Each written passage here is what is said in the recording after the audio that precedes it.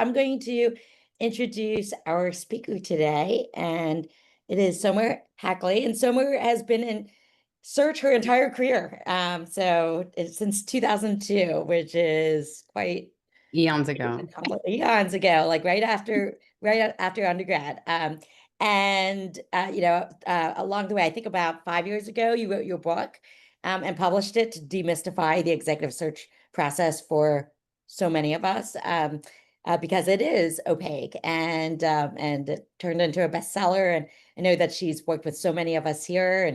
And she, as I mentioned, she was introduced to me by Akanksha, who was like, you got to have her on as a speaker, and she's going to be incredible. And so I'm so excited to hear from her today. And I know that she wants to keep this super interactive. So she will encourage you to ask questions all along the way. We don't have to hold it to the end. But I think the best way to engage is if you're so bold this morning, come on camera and then come off mute anytime. So with that, I'm going to hand it over to you, Summer. Yeah, well, thank you so much. And yeah, we'll dive in. There's a lot to cover. I thought I was being a little bit controversial with that intro question of what do you think of executive recruiter? I didn't expect the love fest. So it's typically not what I get in return, but I know we're among friends here, but feel free to be honest. That's where the book came from. Oh, hey, yeah, I see someone's driving right now. I'm glad everyone can join in whatever way works. And I see Elizabeth is walking and looking, and so that works too. So thank you for multitasking. And the book came out 3 years ago, and I know the exact date because the book came out a week before my son was born, and I was like so pregnant trying to get that book done before he was born. Because if anyone's a parent, life changes, and that book would not exist. So I put it on Amazon, and then it sold itself. Thank goodness. All right.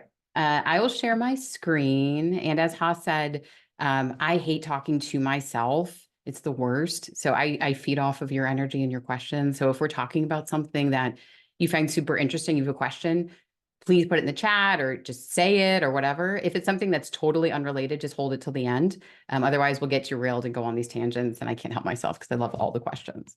So, all right, I'm going to share my screen. Can you all see the presentation? All right, cool. Let's do it. Let me move your faces. All right. All right. So this is me. So yes, I've been recruiting since 2002. I launched my own firm 2020, and then it was COVID. So that's why I wrote a book until then they got crazy again, right? And yeah, I used to work at a big firm. So I started out in like scrappy contingency. Then I said in the book how it was kind of like Annie going to Warbucks' mansion, where I'm like, we have etched glasses. What? And I went to a big firm. So when I was at CT Partners, not around anymore, but at the time they were the 7th largest firm. They were public. My boss was from Spencer Stewart. Her boss was from Heidrick. So I learned all like big search firm process. Then I went to a boutique and I ran a big chunk of it. I ran the North America Digital Tech and Commerce practice. So I've always been mainly tech, mainly financial services, but I do a lot of cross-industry stuff too. And went off on my own for a million reasons, which we can talk about if you're interested, but it's been awesome and I've never looked back. All right, so today let's talk about who recruiters target for roles and how we can get them to call you. Let's talk about some do's and don'ts and how to be the #1 candidate. And this will probably take all the time, just these 3 topics. So we'll try to go a little fast, but pause me when something is interesting. So let's talk about Jay. So it was COVID. I launched my firm. I had all this momentum, like, yes, my non-compete's over. Let's do it. And so I was just so excited. And then COVID happened and I'm like, oh no, just like screeching halt. Like I cannot do business development in this crazy. It's just like not appropriate. No one really knows what's hiring, like what's happening. So what I did was I caught up with folks in my network. I caught up with CIOs and CTOs and VPs and said, how are you? Like, how are you doing through COVID? Do you want me to keep you in mind for roles like when this is all over? And, I just launched my firm, yada, yada. And I found that when you're a recruiter and you ask folks, how are you? And you have no agenda, which is rare because usually I have a mission for that call.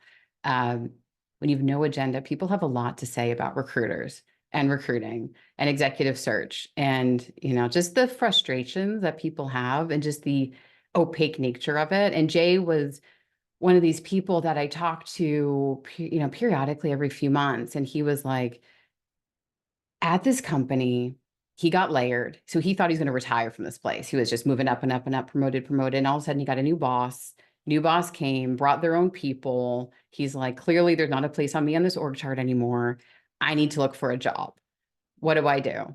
I have never responded to recruiters in like 10 years. I'm too busy. And how do I even get them to know me? How do I get them to find me? Why, how come when I talk to them, they say I'm too junior? They say I'm not a CIO. I am. Like, why are they putting me forward for roles that are too junior for me? And every few months I'm talking to, he's just so depressed. He's just so over all of it. And then I saw a year later, he landed in this awesome big role. And I called him like, how'd you do that? You know, I remember you were like leaving the country. You were just like almost like you're over it. And he was the first domino of like, I just need to write this book. And he's in the book. All these other folks are in the book. That's what took forever because there's a lot of research. But I asked him how we did it. And so I'm going to share with you what Jay said, but also what other people said. But those were a lot of the common frustrations, along with the feedback frustration, which is I went on an interview, didn't get feedback. Why? There's a lot of reasons. So let's first talk about who recruiters target and how to be on their list. So first and foremost, let's level set. What do recruiters do? I know it sounds so fundamental, but we have to start here because it's the baseline for everything. So if you all could get a glimpse of my inbox, which I'm like super crazy about confidentiality, I wouldn't show it to you, but it's a lot of resumes. It's a lot of like, hey, do you have a job for me? Or hey, can you look up my resume? Or hey, what do you think of my LinkedIn profile? Or hey, can you help me get a job? Or hey, can I even pay you? Can you partner with me to help me get a job? A lot of that. But here's the thing, recruiters find candidates for jobs. Recruiters don't find jobs for candidates. And I know it's so confusing. Of course, I help people get jobs, you know, but I think understanding this fundamentally will help frame your mindset and frame the conversations that when you're talking to recruiters, you talk about the right things, you're using your time in the right way. Because the folks that say, hey, here's my resume, can you help me get a job? Or hey, here's my resume, can you critique it? That's a very closed-ended conversation. I don't have a job for you today. I don't do resume review. Like I will try, I really will. I'll save those up for like Sunday if my little dude's napping or something, and I'll be like, cool, like here's some comments, but like that's not helping you be be memorable to me. So a day in the life, just really quick, I'd say I kick off a search. I'm going to call over the course of that search, let's say 200 people I'll reach out to for that role. First, I looked for who do I know, then I do research. I have a target organization list. I think about, okay, this company is going through this journey. What other companies have gone through that journey? Who are the people at that company? I'm mapping, I'm going through and I'm refining, I'm showing the client what's happening in the market, who's interested, who's not, what the compensation ranges are. I'm coming up with my top 5 or 10 people for that role. That's who I'm putting forward. So it's not, are you qualified? It's, are you top 5, right? So how do you present yourself to be top 5 of everyone in the country or the world? That's what it comes down to. So let's talk about that. Any questions so far? No? Okay, cool. All right. So who do recruiters reach out to first? This is my wedding band. If anyone's getting married in Northern Virginia, I will totally, this band is awesome. I was New Yorker and then I was in DC and I'm in Austin. But this is our forever home. I love it here. But anyway, so when my husband and I were dating, he invited me to his friend's wedding and we were kind of like early on. And so this band was playing and my husband's like, let's dance. And I didn't know he could dance. He was like awesome at dancing. It was so much fun. This band was just ridiculous. And he's like, this is going to be the band at our wedding. I'm like, is that the proposal? And that became a running joke. But I will tell you, when he proposed, we're like, who was that band? He called his friend, he got the band. We did not research bands. We didn't have the band's resume. We didn't have anything else other than that band left such a cool impression. And we were like, that is our future band. And that's who you have to be with recruiters. Be that person where it's like, of course, how would be so perfect for this role. Like first person in my head that I call, right? Of course, like being findable on LinkedIn, all that kind of stuff. Like that's great. But how do you become that first person that's like always top of mind? Because when I was at CT Partners, big firm, we kick off a search, we would just sit there. Like I was in Manhattan, like with my team, with my boss and her boss, we would sit there in a room and say, okay, who do we know? And they would just sit there, name, name, name, name. Oh, that search we worked on 2 years ago. Who was that guy that was like so good, but this and that? And then, but he wasn't interested. This thing happened. Like, oh, we should totally call that person. That's the first list. All the resume stuff, the LinkedIn stuff, it's awesome. But like, this is the first list. It's super archaic. It's just who comes to mind. So who do I call first? People who are lodged in my brain. So they position themselves in a way that they're memorable. So we're going to talk a little bit more about Think of Me When, which is a big part of my book of how to be memorable. So we'll talk about that in 2 seconds. But past candidates, I always first go to past candidates, people who I've sent on interviews before, and either they did well or maybe they didn't do well, but they took the feedback well. I had one candidate go for one. I remember this candidate went on an interview, and the client really didn't like him. They were like, "That was like, why would you send this person? I really love this candidate, but you know what? He was awesome, just not for that culture." And I placed him somewhere else, but he took that feedback well. He treated the process well. Say past targets. So people who maybe weren't interested in a role, but they responded to me. So I think the moral of the story is if a recruiter reaches out to you, they sound competent, you want to get to know them, reply to them, even if you're not interested. Be like, hey, cool, happy to chat, talk to them. Like talk, if you have an opportunity to talk to a recruiter on the phone, talk to them. People say, how do I get these recruiters to talk to me? I'm like, you talk to them when they want to talk to you, unfortunately. Like if they don't want to talk to you, it's gonna be really hard. And you probably see that. If you're like, hey, can we talk? They're like crickets. But if they're like, hey, can we talk? You're like, absolutely, let's do it. Just take them up on it because it might not happen again for a year, with that person. So take that. People that are helpful, if someone refers me to awesome people, I'm like, they're awesome. How do they know these awesome people? Right. So, you're forever linked to the quality of your network. So those people are memorable. And then I would literally like walk around the office and ask for referrals. Like, who do you know? Who do you know from other recruiters? So, and then who do I call next? All of those people who they tell me to call. So I first kick off a search. I call people I know. They're like, you know what? I'm not interested, but call this person. Who do I call last? People I don't know. So you want to be in the who do I know pile. So I think a lot about positioning. And so most people, when they want to have an intro call with a recruiter, or if maybe it's about a role and you're like, hey, I'm not interested, but here's what I do. Most people describe themselves chronologically. They say, just so you know who I am, I went to school here. I first did this thing, then I did that thing. I did that now. And you know what? And here's what I'm looking for. Here's what I'm targeting. Here are the locations I'm interested in, yada. Cool. Perfect. Here's my resume. How should I follow up? The people that stand out, they realize that recruiting is journey matching. And so the company is going through a journey. That's why this role is open. How do you define success for this role? Well, they're going to take this team from 10 to 100. We're going to scale from here to here. We're getting ready to go public. We are adopting AI to modernize our call center customer experience. Whatever that journey is, going to cloud, the business, whatever it might be, going global. People that describe themselves in journeys are really memorable. They're like, hey, you know what? When you think of me, I'm really good at 3 things. And they talk in lists too. It's very succinct. I take companies from here to here. I take cultures from there to there. I do these sorts of things. So I would encourage you to really think about like the journeys that you do really, really well. And then if those journeys are, if they're very surface level, like think about you specifically and why you're uniquely positioned to do those journeys yourself. Like for me, I would say like I'm really good at filling these executive searches, but I grew up in this like crazy Manhattan contingency sales culture. And so like I'm not afraid just to hop on the phone, talk to people, and I can just network. There was no LinkedIn when I started, so I can be refined and sophisticated, but because of my foundation, I can do this really well too. But that's memorable versus I'm great at digital transformation, like if everyone's saying it, it's not memorable. So that's another thing. All right, I'm going to pause. Questions, comments. Hi, Somer. Do you want us to just jump in? Yeah, do it. And how you can help. You can help with the. I was just about to do the same thing somewhere. So yeah, I want to grab some questions now. So Kim, I saw you saying something first, and then we'll go to Ida.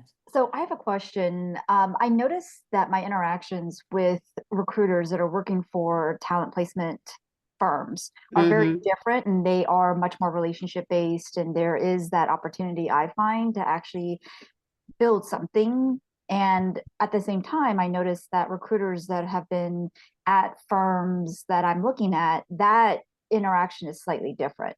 That's much more like, you can come to me. I'm not necessarily always going to be coming to you. I've only had one exception with that, where a recruiter thought of me, but I'm finding that it's slightly different in my experience. Is there a different perception or something that I should be thinking of, or we should all be thinking of? Mm-hmm. And when you say the firms you're looking at, do you mean internal recruiters? Like they work at the company? Yeah, they Okay. work at that company. Mhm. Got it. Okay, so I have a few things to say about that. So I'd say first, there are three main kinds of recruiters. There's the retained recruiters, there's the contingency recruiters, and then there are the internal recruiters. And everyone's slightly different and nuanced. So yeah, the recruiters that are internal, they only recruit for that company since they work there.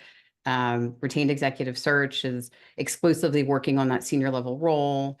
And then contingency, the reason I bring it up, and contingency can be exclusive and can be wonderful, and it's just they're paid on placement. I'd say in general, they will open doors through a candidate. So people get confused, like, hey, help me get a job. They might do that for you because you're their product. And so that's why it's kind of confusing. So if you're awesome, they'd be like, cool, can I market you around? Because you're going to help me get a contract signed with this client. That's just summing it up very quickly. But I would say that in general, the people that are thought of first also, in addition to being memorable, they do a really good job of staying in touch. And I'd say as soon as you can get to text with someone, get to text. As soon as you can get off of LinkedIn, because you see the LinkedIn inbox, it's just the worst. It's like things are gone in a day. And people will just text me. They'll say, hey, is this your cell? Can I text? Like, absolutely. It's totally cool. Like I'll call people from my cell all the time. And then Happy New Year. Or hey, I just worked on this really cool thing. I wanted to show you a link of it. Or hey, just wanted to check. Like some people actually just say, hey, just wanted to check in. How are you doing? How's your business? Like legitimately interested in me, which is those are like so rare, honestly. Like if you want to stand out, like just show interest in the recruiter versus can you help me? I'm not saying you do that, but I'm just saying in general, my whole inbox is just help me, help me, help me versus how are you? So, I'd say certain people do a really good job of I'd say every quarter is a good cadence to maybe like twice a year forever, like forever and ever. I keep in touch with people for a decade. It's nuts. And then I'll send them on an interview like a decade later, or they're a client, then they're a candidate, and they're a client. So I say the best way to get thought of is just to stay in touch like that. Hopefully that helps. All right, we see other hands. Okay, so I thought it was really interesting the way that you just put the journey concept out there, that it's different from how Never Search Alone talks about candidate market fit. So like how I talk Yeah. about myself as candidate market fit is I'm a product leader in climate tech, anything from 0 to 1 to $100 million company. Mm-hmm. Like that's the candidate market fit.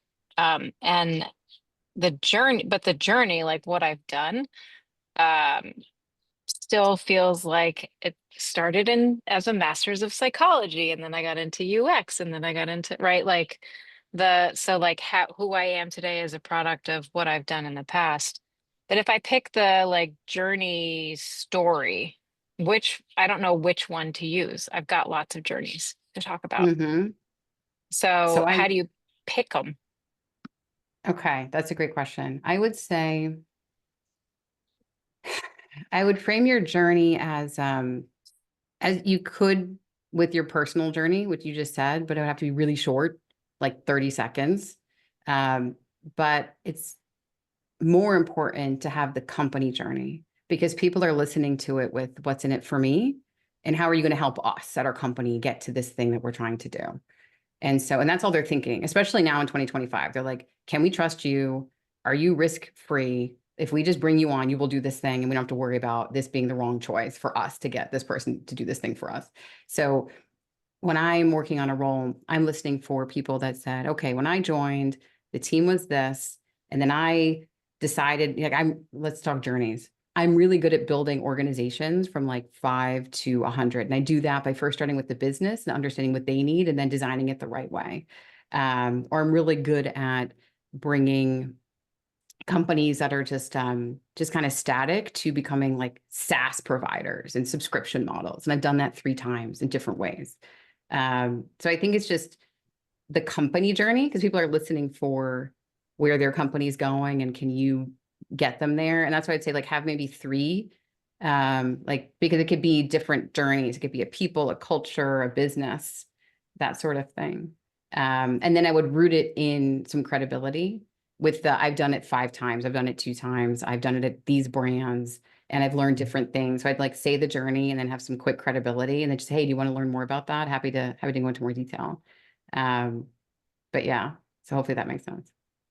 Helpful. Thank Yeah, sure. Sheetal,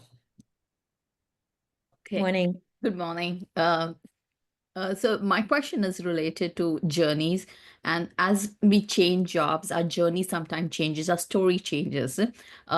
So my example, I have worked in my entire experience in a big organization. This is my first plunge into startups. So my story is a little bit shifted from building big organizations to now working in a startup, doing everything.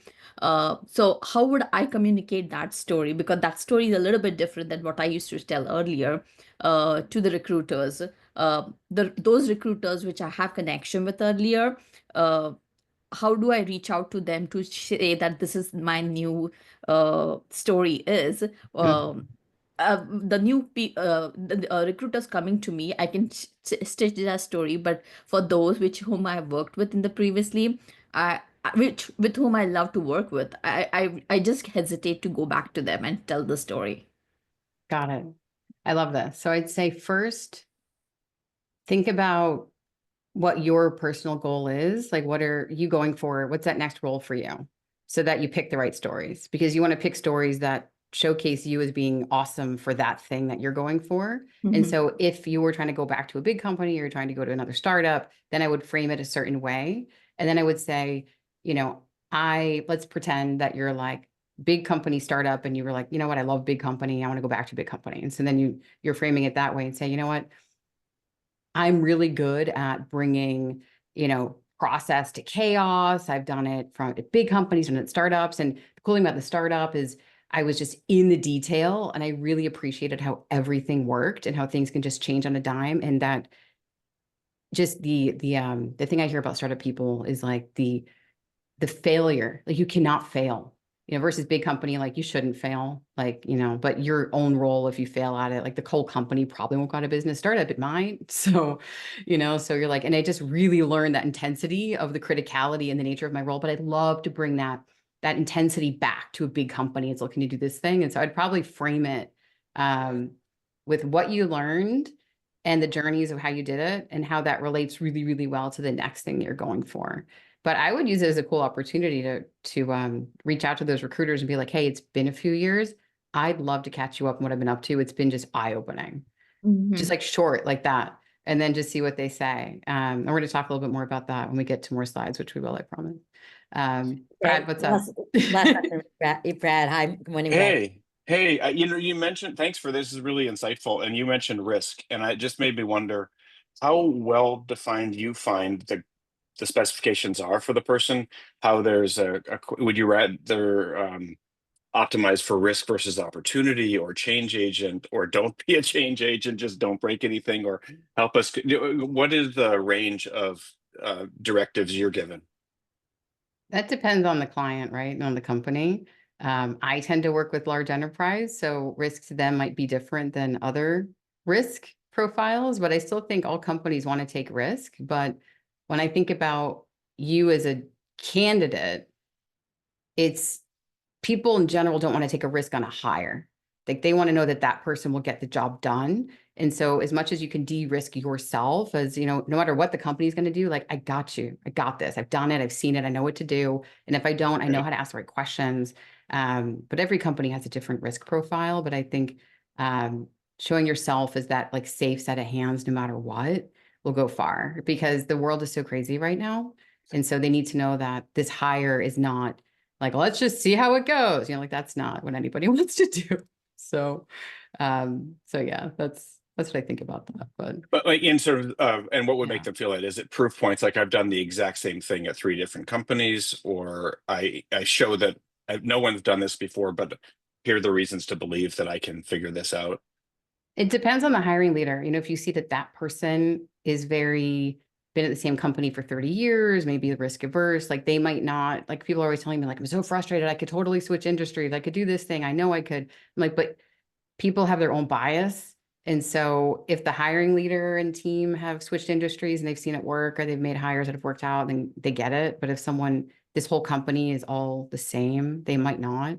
So I think you have to play to your audience a little bit and Right. pick your battles a little bit. But in general, like I see that companies want people to bring in other thought, but they do want it rooted in credibility, and they want their team, if you think about the people you'll be inheriting, they want them to look up to this person and not think, why didn't Yeah. I get that job? You know, so as long as Right. you can understand you versus the direct reports and what they need to see in this person, to not leave. Like, I think that's the secret sauce too. Right. Which it could be a question you could ask on the interview in the beginning. I love to ask that kind of question. All Well, right, we're thank gonna you. keep. Yeah, sure. All right, And I can talk see, about this all day. yeah, I see some questions in the chat, but let's go through Yeah, some we'll of the keep slides. going. Okay, I'll go fast and we'll keep talking. All right, here's some do's and don'ts. Okay, people say, how do I get like, I haven't looked in a long time. How do I get to know recruiters? How do I get them to call me? How do I build my recruiter network? So I'd say first and foremost, the less time you spend online emailing people you don't know, just the more sane you'll be, honestly. Like you can do it. Like you can go on Corn Fairy's website, look up every single person and send them all the same email and be a sad person, right? Like you can do it. You'll get a few replies, but it's just like, you know, I don't want to tell you it's not worth it, but here's what is a better use of time. And so much of job searching is mental. And the second you start losing your confidence, everything is just falling apart and you don't come across well, opportunities won't come to you. So the second you're sad, just stop doing that thing and do something else to make you happy, because the mental stuff is like, I spend a whole bunch of the book on mindset because that's where you have to start. So if you're applying to jobs, you're like, oh no, stop it. Just stop. Just do something else. Don't ignore it. But anyway, so with finding recruiter, they say first, reach out to people that are in roles and you're like, that's an awesome role. And people you know, like, so the people that are already, you know, they're working, they're in a cool role. You're like, reach out to them. How did you get that job? Like, what recruiter actually placed you in that job? Or what recruiter sent you on interviews that sounded credible and you really like that recruiter? And can you CC me on an email? Like, can you reach out to that recruiter and introduce me to that recruiter? So finding folks, and the reason I would say reach out to folks in your network who are in jobs you admire is because it's really hard to know what recruiter's working on what. Everyone has a bit of a focus, whether it's PE or large enterprise or tech or product or whatever it might be. And so the way you figure that focus out is by asking people what recruiters they know and who focuses on what versus internet research. Because, you know, even when I was at CT Partners, I was in the financial services practice, I was in the tech practice, but there was a whole other world over there that was the TMT practice. And I even placed a couple lawyers, like who knows? So like, you know, people don't market themselves as generalists because, as you all know, if you say you do everything, no one thinks of you for anything. So the way that you'll find people is through people. I would definitely go through, I'm just looking at everything else I wrote, but it pretty much sums it up. Whenever you can get referred.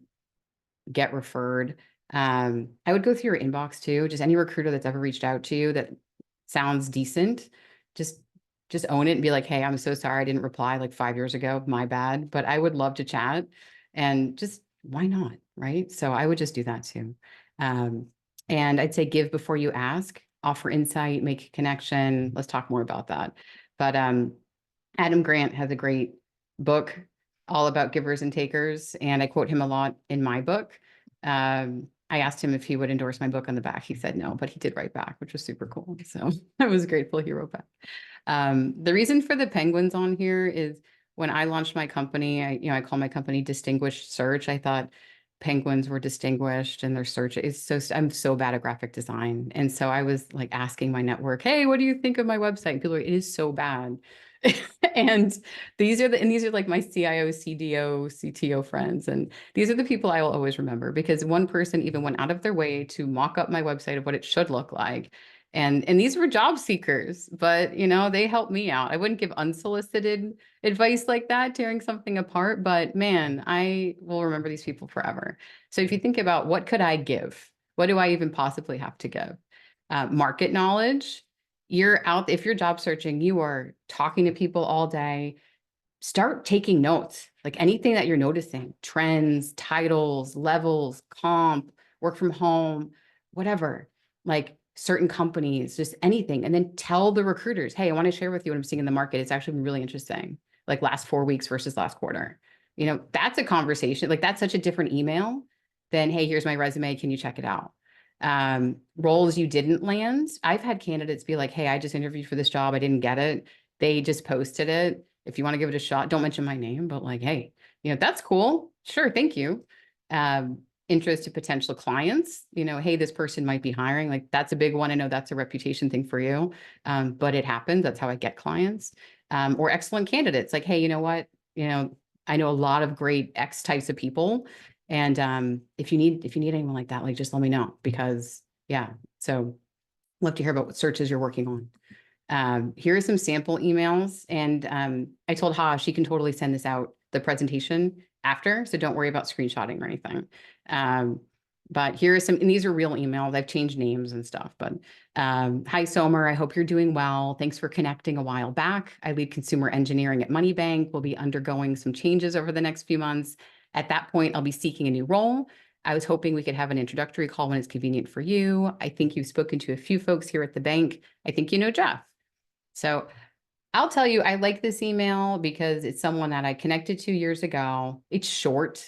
I'll tell you, those emails that are like 5 paragraphs, you know, when you get them, it's just too much, right? So it's short, it's succinct. He's saying the next few months. That's perfect, because he's not saying, do you have a job for me today? You know, I want to think of him for the next few months, you know, so that's just the right kind of time frame for retained searches to take. And then he references someone we might know in common without overly being pushy about that person. So I thought there was a lot here for me to be like, cool, yeah, I'd love to chat with you. Happy New Year. Hope you're well. Would like to introduce you to George. He's copied. He's looking for his next opportunity. Worked with him before. So this was actually came from a client of mine who introduced someone who was looking. So people just CC, and that just stands out compared to the cold emails. And here's Bill. I quote Bill a lot in the book.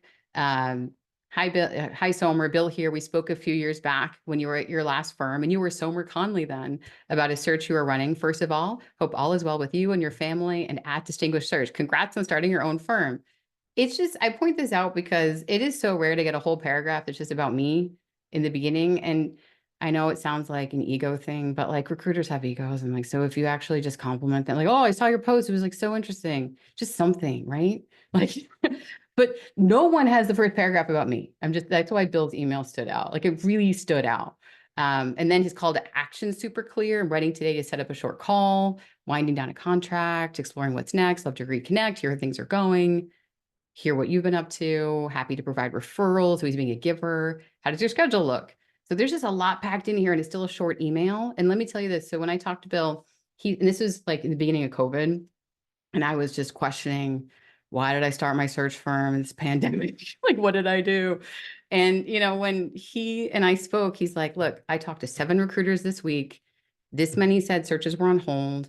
This many said they were canceled. This one's doing okay. Here are the sectors that are still hiring. He said all this stuff to me right in the beginning. I'm like, thank God. Now I want to know Bill. I want to talk to Bill all the time. Like he said he just can. I asked him, I interviewed for the book. I'm like, you know, the way you handled that call, no one else does that. What are you doing? And he's like, I literally asked every recruiter the same 7 questions, and I wrote down all the answers, and I just told all the other recruiters what everybody's saying. And now I became the person that all the recruiters want to talk to all the time. I'm like, that is so brilliant.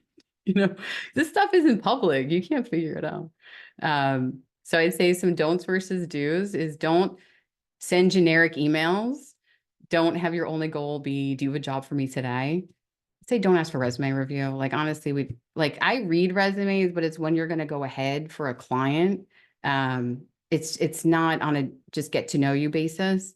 I wouldn't go through your whole background for 30 minutes, wouldn't ignore recruiters when you're not looking, and I wouldn't size people up based on seniority. That's something I didn't talk about yet, actually. A lot of the times people think that the partner at the search firm is their golden ticket to knowing everybody at the search firm. But if you think about it, the partner, and I know I'm going kind of fast, but there's like a partner, sometimes there's a principal, sometimes there's a director, associate, researcher, it all depends, titles. Sometimes consultant is a catch-all for anyone who's client facing. People would think if they call the partner, they're like, cool, I know everyone at that company, right? I know all the people on that team. But the partners, as a friend, the partners, telling you, the partners are out doing business development. They're on planes, they're wining and dining, they're winning work. And when the search kicks off, it's the associate or the director that's out there doing that first round call. You know, they're the ones researching and targeting. So I'd say get to know those people on the team, the associates, the directors, not only the partners, like know the partners. But if you look at someone's LinkedIn, you're like, they're junior. No, those are the people. Like, I can't tell you, when I was junior, my job, I would treat my partner like I treat clients now. I would treat my partner internally like, oh my goodness, I spoke with this candidate, and my partner would be like, I don't know, the resume looks meh. Like, no. Like, hear me out. Like, they are great. Here's why, you know? So I was the one advocating internally for who are those top 5 that my partner would meet, kind of own from there, that kind of thing. So I'd say just get to know everybody, not just partners. And then we talked about checking in once a quarter and engaging when you're not looking. Cool. And the number one do is be nice. If anyone saw that Seinfeld where Elaine didn't want to put the gown on. I don't know if you ever saw that one, but it's a pretty good episode. And she like refused to put the gown on, and it ended up being such a big problem in that doctor's office that they put on her chart like difficult patient. And so then she had to switch doctors. And so then she went to another doctor, and she's like, oh, thank God I can start fresh over here with this doctor. And she sat down and put the gown on all proactively, and he was all chatty with her. And then he looked at her chart and it said difficult patient. And so your record will follow you around. And I know the same works for recruiters, goes both ways. Recruiters have to be nice also, but I'd say that's the most important. So, okay, we can pause here again. Laura, I saw your hand go up. Yeah, I've got a quick question on that be nice front, which is what is the best way to tell a recruiter that they have reached out to you about a role that is not appropriate? Like I've had recruiters reach out to me for roles that are way too junior for me, or that are just like in an area that I clearly have no expertise in. And I want to give them the direct feedback that like, hey, my skills don't match what you're looking for here. But I am always afraid that being direct and telling them like, you misread my profile is going to come across as rude. I hear you. I will say not every recruiter is good at what they do. And I think with all these automation tools, it's making communication too easy, and mass email and text too easy, which isn't a great thing. So sometimes, you know, it's totally great just to be like, well, that recruiter doesn't know what they're doing. And that's valid. But, you know, if you want to just write a nice note back and just say, hey, appreciate you thinking of me. I'm really focused on this sort of thing. Happy to hop on the phone and chat with you about that. You know, I would just address that. The other thing I would say is if you're getting an in-mail, if you hit decline or not interested, if you're not connected and you're getting an in-mail, it doesn't allow the recruiter to, they can't message you again. So I would say I would still hit yes, interested, and then just delete what it LinkedIn auto added and just be like, hey, I hit yes, interested, so we can communicate. It's just FYI, it's the way LinkedIn is trying to prevent spam, is if someone hits no, not interested, it dings me and doesn't allow me to do certain things, and I pay for in-mail. So but anyway, so I would do that. But yeah, I would just nicely, like, my whole mantra in life is assume positive intent, and then just, you know, give everyone 5 gold stars until they don't have them. So anything else? All right, cool. All right, we will keep going. How to be the #1 candidate.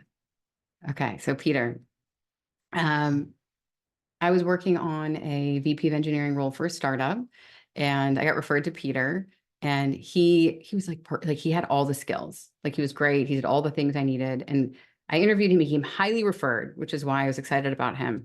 But every answer he gave, it seemed like he memorized it. And you just ask him a question and he would say, well, in order to answer that question, let me tell you about all this stuff. And he would just go on his monologue about his background. And that happens all the time. And so I coached him. I said, listen, I told him that, like what I just said to you all. And I was like, do this instead, tell these stories, talk about this. And so I sent him to the client. This is the email I got. I found Peter hard to connect with, and I got a lot of long canned answers that didn't give me much insight to what he would actually do.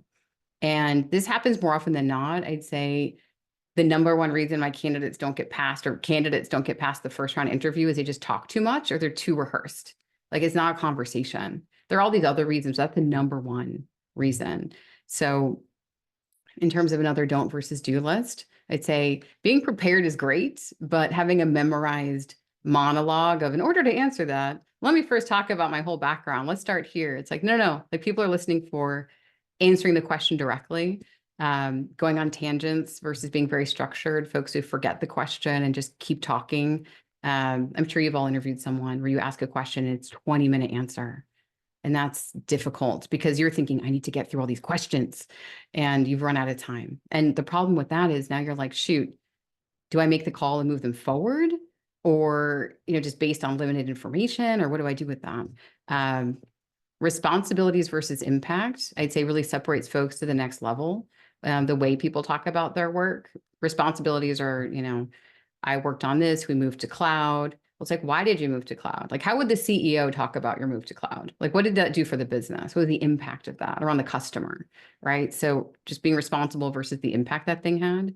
When people are factual versus authentic and reflective, again, that's another way that folks go from like manager to director to VP. People that say, yeah, I built my team from 22 to 55 versus, I did that. And let me tell you what I learned along the way, when they have a few things to share about it. I'd say also folks that dodge a question or over explain something. I'd say in general, people ask me like, I've been out of work for a while, or I'm jumpy, or I'm this. If there's something in your head, you're like, I don't know how I feel about this thing. You just own it and be like, yeah, I did that. Here's why. It was great. I learned a lot. And here's where I am right now. You just kind of own it, button it up, and just move on. Being succinct is huge.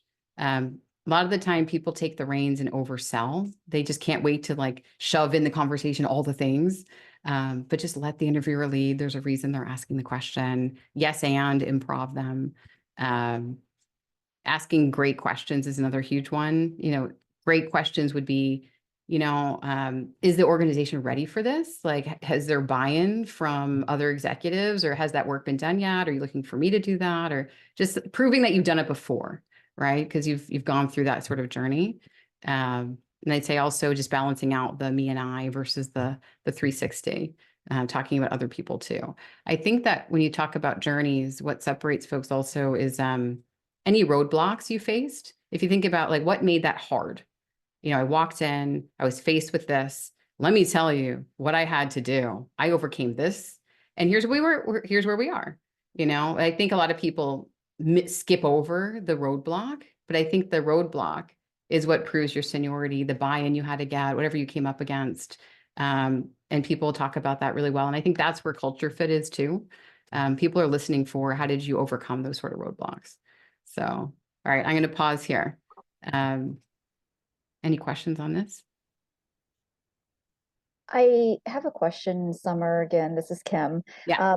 I have been following, thank you so much. I love this because I've been following some recruiters on LinkedIn and doing my own research. And what you're saying aligns very closely. And what I've noticed is I've created a framework based upon all the advice that I'm getting. And I'm actually already incorporating yours as we speak in real time.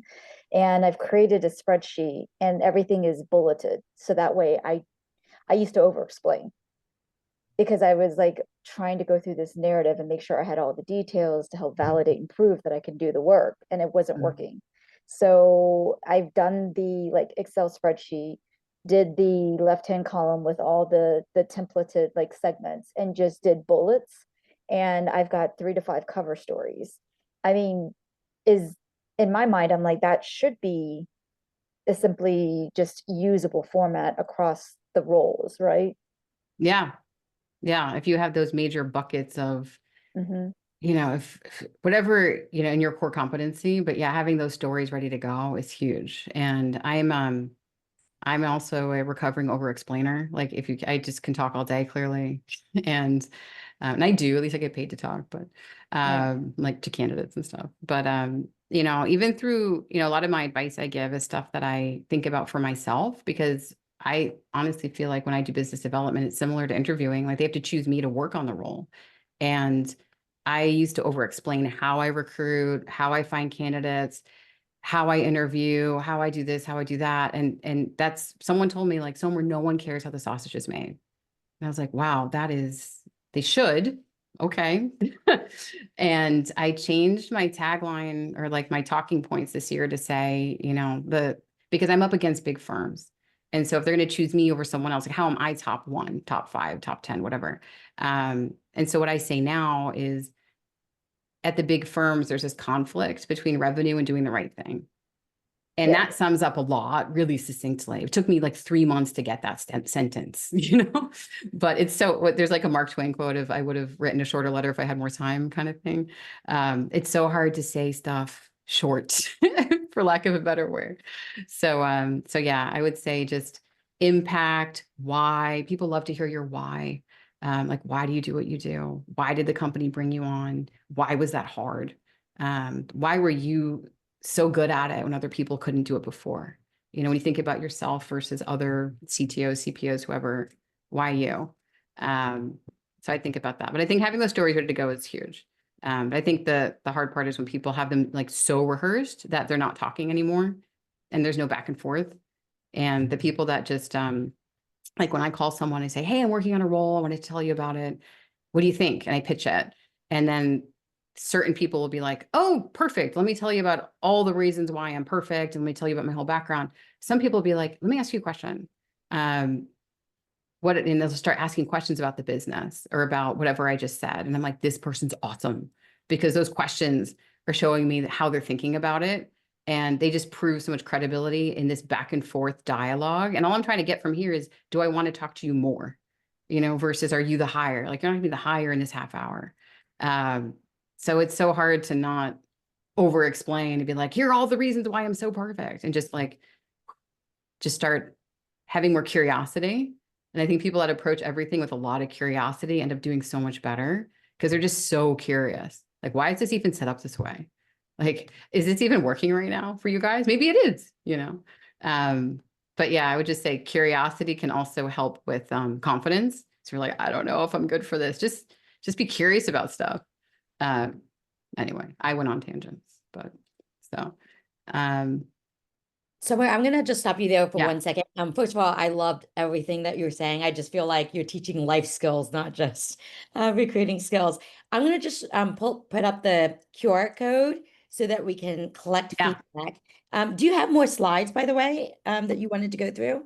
You can send this out to, no, oh, we're almost at the end. Perfect. And I just have interviewing between interviews. Every conversation is an interview. So just pay attention to that, those middle conversations with recruiters. And then I have some reflection questions, which are great, but we don't have to talk about them now. So, Okay. So yeah. what I'm going to do is I'm going to throw up the QR code. Everybody get out your phones, point it to the QR code. Please share feedback with us. I share all the feedback with Somer. I'm sure that she would love to get your feedback, because it is such a gift. And then we're going to take more questions. Yeah, While perfect. Okay, perfect. So let me just share the QR code. So again, get out your phones, point it to the QR code. I know someone would really greatly appreciate it. And this is one of the things that we can do for her, to offer her. So let's take some more questions. Shushma. Good morning. Good to see you. Yeah, nice to see you. Thanks, Summer. Very helpful and very great reminders. So can you share some insights around how to tell your scope and scale story? Because so let's say that you took a company from X to Y, or you started with this and you ended with Y, but was that journey running 5 miles on a paved road versus creating your own path through the wooded, forest, and still making the 5-mile run. So those journeys are very different. And sometimes I have personally struggled with articulating, that I had to pave my own way for this organization. And it was not a, pre-established road that we were running on.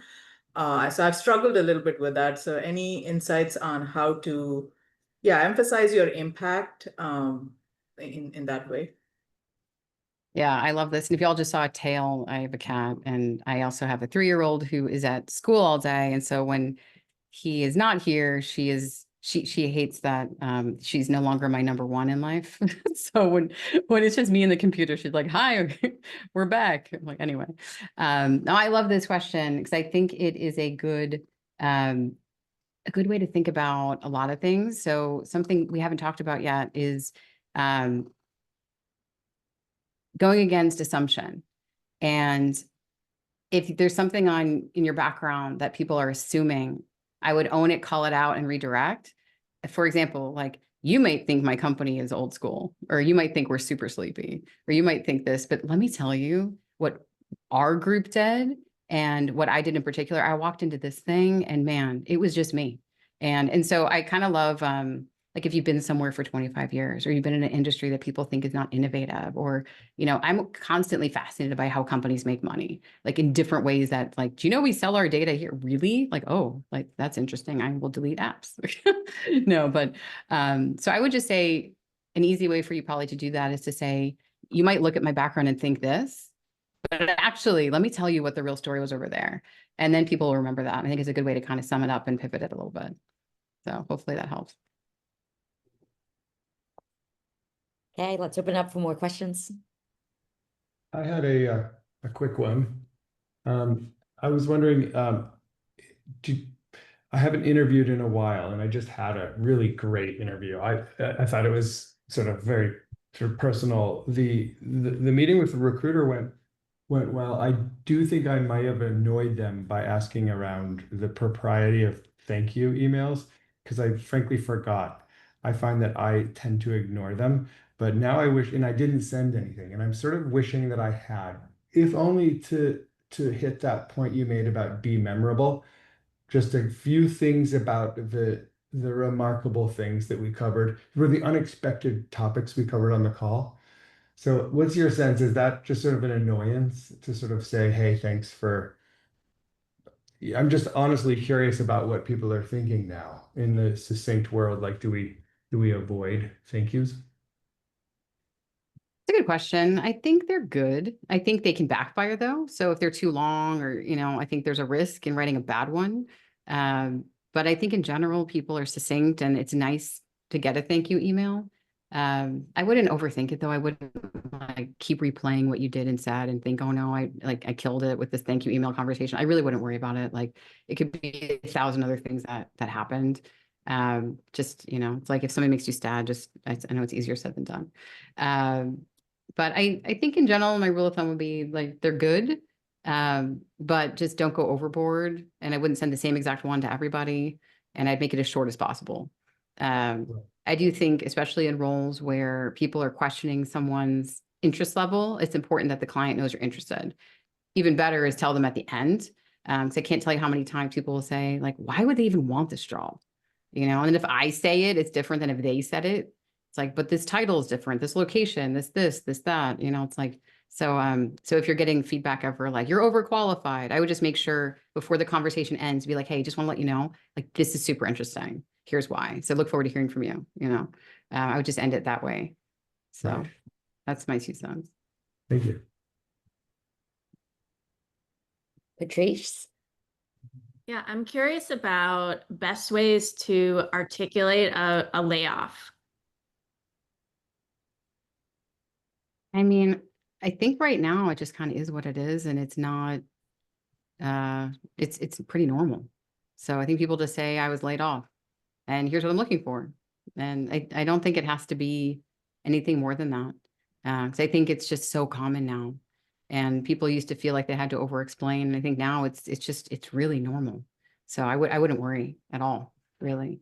I think the more that people are not comfortable saying it, it might come across with that trepidation, and then that's what kills it. It's more of the lack of confidence or trepidation of like, oh, but but I've been staying busy and I've been doing this thing and I've been looking and I've had offers, but I didn't like them. And so it's like the over explaining and the talking too much that I think kills it, versus the, I was laid off and you know what, I'm looking for the right thing. This is really interesting.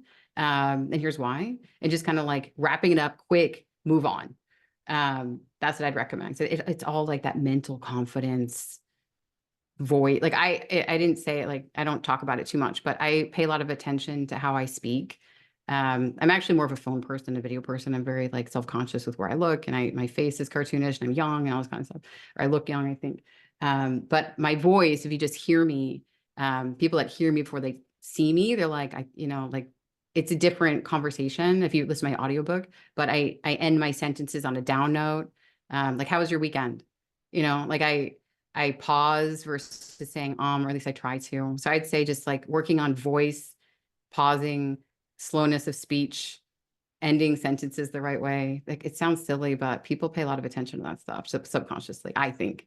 So I'm going to just throw out a couple last questions, but I want to be conscious of your time. I know you're really busy, but Shalini in the chat, I think she can't ask these questions herself. But number one, how can we connect with you? And are you okay with us connecting with you? So I think that's a great one.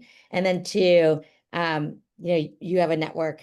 Can we network through your recruiter network, or what closing pieces of advice do you have for us if we want to? Yes, thank you. So think of me when you're hiring, please. I'm trying to get a little bit more selfish with my ask. Say mainly tech, mainly exec, like VP plus, mainly financial services and fintech, mainly large enterprise. Other than that, please connect with me on LinkedIn. I live on LinkedIn. It's the best. You can just type in Somer Hackley. You can get the book on Amazon. You can type in Somer Hackley there. And I'm an inbox zero person because I have such tremendous empathy for every single person in the world. So if you write to me, I will write you back. I promise, because I do.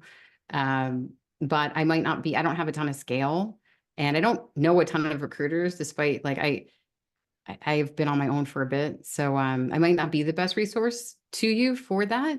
And also there's only so much I can do. So it's, if you think about it, everything in life, like I think a lot about linking reputations and who I attach myself to.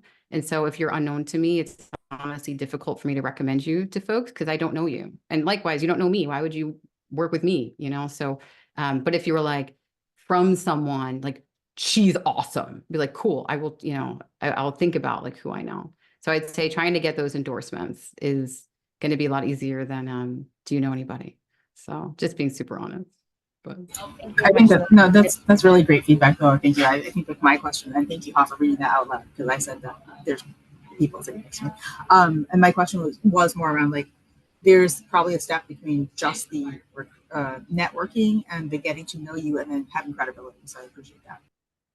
Yeah, absolutely. And I do have, 3 active searches I'm working on. And so like, what are the chances? But maybe there's a chance, right? So I'm happy to like, I love people. Like I love to connect with people. So yeah, so recruiting is what I do. All this other stuff I just do because I just feel like I have to, like, I love it. Like, I want people to know how it works because I just, like I said, that's why I wrote the book. So thank you so much for spending your hour with us. It's just incredible. I know we would have gone another hour if we could. Maybe I know I could just chat all day. Maybe we will bring you back. And this is really incredible. Thank you so much for your generosity, for being what we call a go-giver in the community. And I think you've just won yourself 50 some new best friends. So thank you so much, Somer. Yeah, and please give me feedback. I have no boss anymore, so I am all ears. I know I'm kind of scrappy and casual, but that's just, I am who I am. I'm 44. I'm like fully baked right now, like in terms of who I am. So like, I'm not going to elevate certain things of my personality, I guess, to be a little bit like, I just say it how it is. And I think people like that. But yeah, any feedback, anything at all, like I'm always like super grateful. So, cause that's, you're all my boss. That's who I get feedback from. So, cool. All right. Well, I look forward to connecting with you guys again. Thank you, Ha. Appreciate it. All right. Bye. Thanks, Summer.